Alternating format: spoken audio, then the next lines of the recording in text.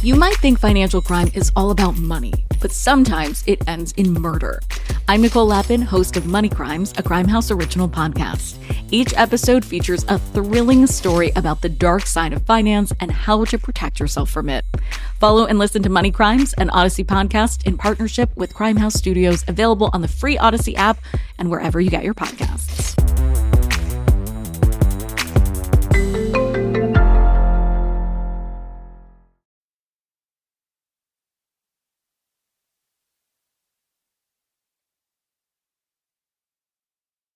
Jaylon Thompson is on that hotline. We're going to talk Royals. Jaylon, welcome to the show. How are you today? I'm doing good, Bob and Jeff. How are you guys doing? You know, we're hanging in there. We missed baseball season, but we got winter meetings coming up next week down in Dallas, so that'll be exciting, we hope. The Royals have already made a trade, a substantive trade, getting Jonathan India from the Reds, giving up Brady Singer.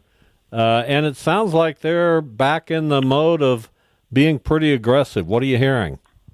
Yeah, the Royals, they're looking to upgrade their offense in any way that they can.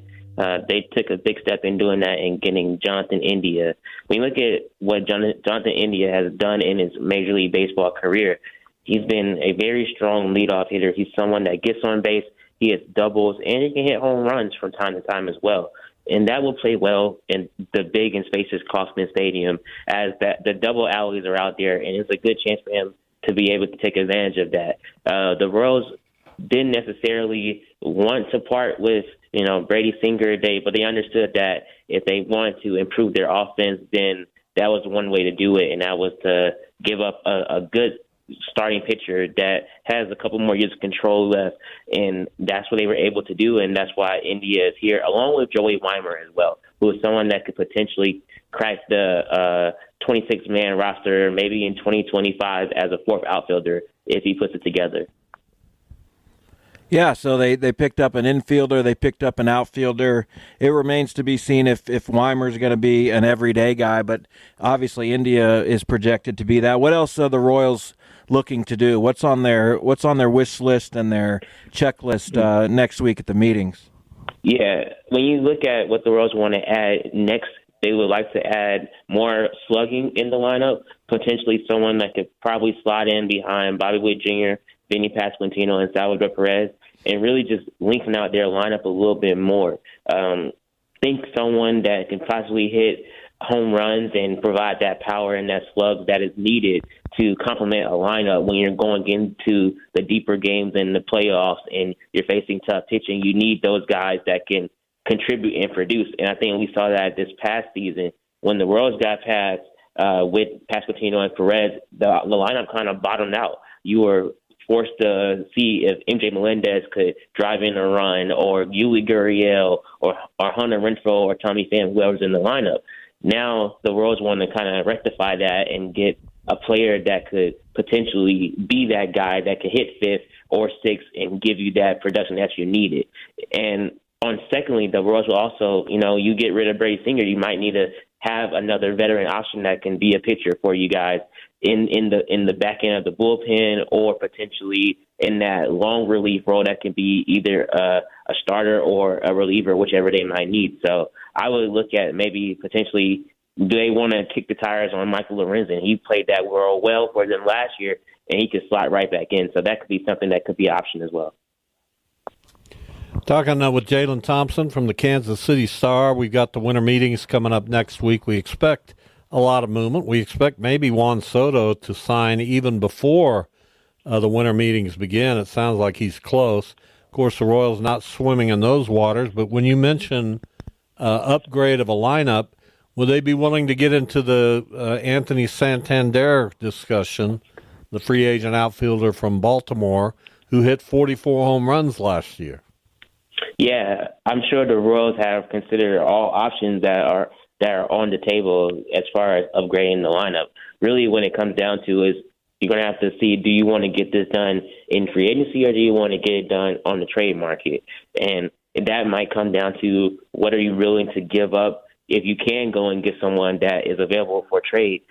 Are you willing to stomach losing a few prospects or maybe a guy that's in the major leagues to fill the offense that way, or do you want to shell out some money to fill in with the free agency? Because as you guys know, when it comes to free agency, there's a lot of teams that's looking for a bat, and that could drive the prices up. So it's a matter of how deep do the Royals want to be in that part of the offseason free agency, or do they want to exploit a trade market like they did with Jonathan India? Well, I think you can get Santander for 5 years, $120 million. Yeah, would the Royals think about something like that? I'm sure that all options, like I said, all options will be on the table, and like if that's something that they want to potentially see, I mean, I think Sander's production speaks for himself. He hit those, like you said, 44 home runs last year, and that would be a great piece to add to a Royals lineup if that's the road they want to go down.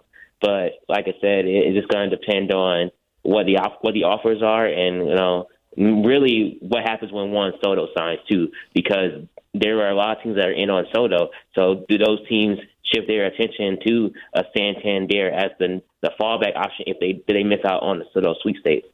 Well, you better go get him before that happens. Jeff scoffed at my contract for Santander. What do you think it's going to be? It might be that, but I just don't know if I'd want to pay that. The Royals. He's only 30 years old. Yeah, he's not a guy that, to me, ages well. But we'll see. I was going to ask you, Jaylon, how much of the Royals banking on the starting pitching being as good as it was last year? They brought Waka back. Seth Lugo's in his mid-30s. Not to say that's not repeatable, but I think Reagan's is a pretty sure thing. What are some potential contingency plans if there's an injury or if somebody drops off just a bit? Yeah, I think with how the Royals are looking at their starting rotation, you mentioned the top three: Cole, Reagan, Seth Lugo, Michael Wacha.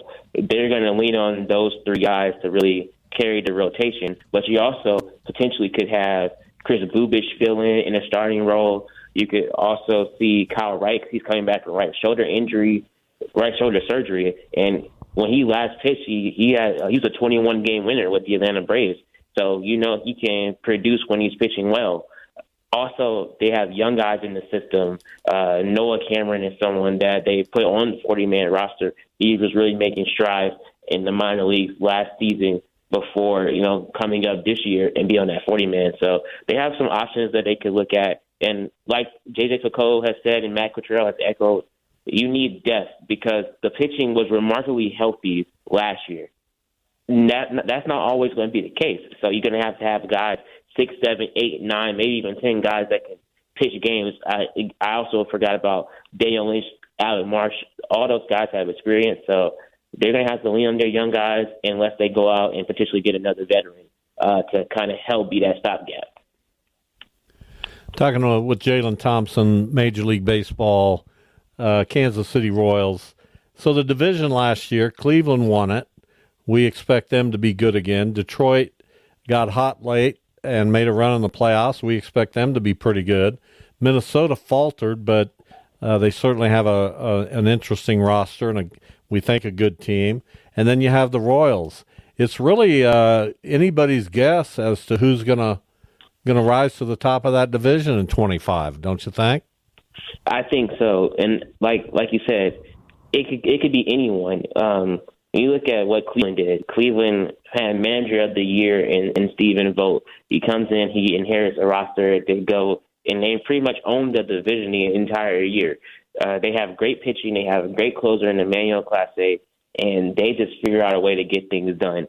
You look at Detroit Tigers. The Detroit Tigers were a scrappy team. They got hot at the right time, and that propelled them to being into the playoff mix and making the playoffs. We can't forget about, we know the Royals have done, and, they're looking to make the next step. So those are three teams right there that could potentially be back in the playoff mix once again in the American League. And then looking at what other teams in the division could possibly do, the Minnesota Twins, they were right there as well. They're going to come back with vengeance. So it just depends on who wins these matchups when the head-to-heads are coming together this next season. And I think that's going to be a key point for the Royals to do if they want to get back to where they were this past season. So I'm going to ask you to look into your crystal ball, which is unfair to you, but that's what I do. Will the Royals make a significant move at the winter meetings? I think the Royals will make a move at the winter meetings, and I think it's going to be something to address that offensive firepower that they need to slug. Because if you look at kind of how J.J. Picollo operates and how he's kind of made and put this team together, he's always went out and he's made an aggressive move. You saw that last year when he went out and he got the Seth Lugo and he got the Michael Wacha, and you saw how both of those were aggressive and leading to them spending over $100 million collectively to fix the foundation of the team. This year, he was already aggressive in getting Jonathan India and re-signing Michael Wacha as well. So I think the Royals will go out and they'll make a move and they'll get someone that can hit those home runs and be the fifth piece in that lineup for the team. So I'm looking forward to see who that will be. All right, Jaylon, we appreciate your time. Thanks for coming on our show and talking Royals. We'll catch you sometime before the season starts, okay? Sounds good. And if I don't see you guys before then, have a great holiday season. And, I'm looking forward to what's next. And stop being so dang nice, would you? You'll never stop doing that. It doesn't fit on this show, but we love you. Hey, man, I love you guys. Take care, Jaylon. All right, same to you. All right, bye. Thanks.